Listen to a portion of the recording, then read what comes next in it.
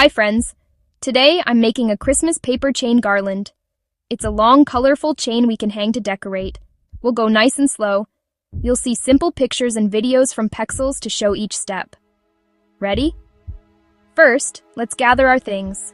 Colored paper, child-safe scissors, glue stick or tape, markers or crayons if you want to draw. Step 1. Cut the paper into strips. Ask a grown-up to help with scissors. Snip, snip, snip. Nice and slow. Step 2.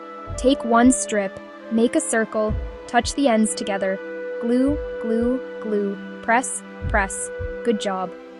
Step 3. Take a new strip. Slide it through the circle. Make another circle. Glue the ends. Press. Now we have 2 loops. Let's keep going. Red, green, gold, maybe blue. You can make a pattern. Red, green, red, green. Can you say the colors? Count with me.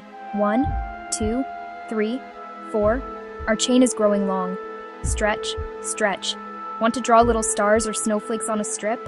Make a tiny dot. Draw a twinkle. So pretty.